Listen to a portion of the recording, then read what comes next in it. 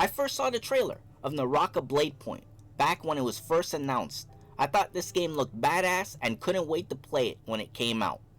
It was right up my alley. It's flashy, has fast-paced combat with visuals straight out of an anime.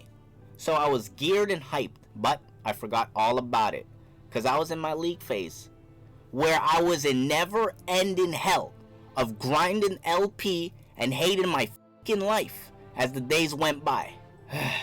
Anyway, I was reminded about this gem and suggested to play it.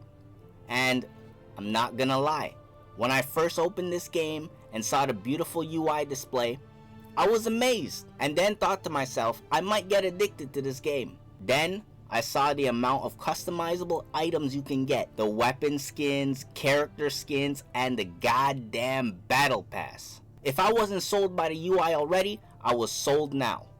I was ready to pull out the credit card and swipe away. This might just become my next phase of addiction, and I honestly can't wait for all that comes with it. The rage, the tears, and the glory.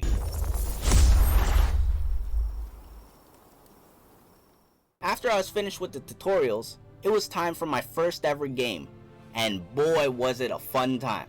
From the flashy combat to the intense battles, it was fantastic.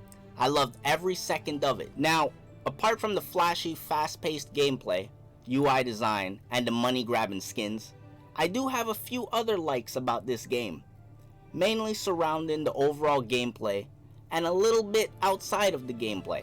It goes without saying that I really enjoyed the combat, but my initial expectation of the combat was I thought it was going to be the standard 2 attack buttons and a jump button. Come to find out, there was much more to the overall combat than just simply hitting 3 buttons. There was more to it that I really liked. First being the style of how combat actually works. It's very similar to rock, paper, scissors in terms of you have your common attacks, blue focus attacks, and counter attacks. Common beats counter, counter beats focus, and focus beats common. So you'll have to be prepared to use the right move sets to beat your opponents. I also love that team synergy plays an important factor in this game, with each character coming with their own abilities as well as having different strengths and weaknesses that can either benefit or detriment their team. And as a League player, I love that aspect a whole lot, because if your team is missing a support for CC, a tank to soak in the damage, and a DPS for constant damage, it could spell doom for you guys. Make you regret it. There are many tools that you or your team will need to secure a win, but I'll only talk about the ones that I like the most. The grappling hook and the ability to repair your gear. The grappling hook I liked because not only is it a tool for escaping, but you can also use it to close the distance between you and a wounded prey. Gonna help?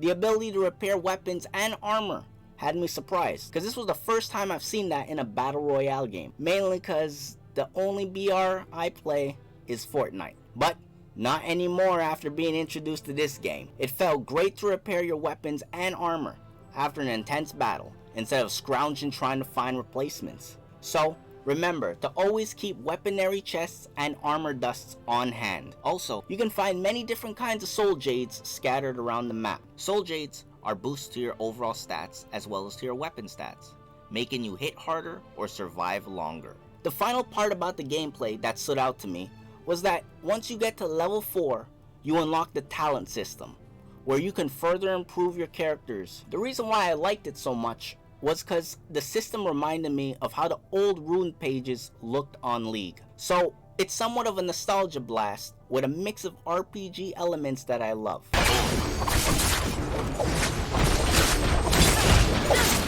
Stepping away from the gameplay, I really liked how they separated the different type of game modes for hardcore competitive players that enjoy the Battle Royale aspect of the game, and for the casual players that just want to have a fun time with a little bit of competitiveness. Also, there's PvE content in this game, which takes place in the Showdown game mode. And one reason why I like the Showdown game mode is because you can level up the characters and equip them with stronger gear so they can take on many of the difficult challenges that Showdown mode presents.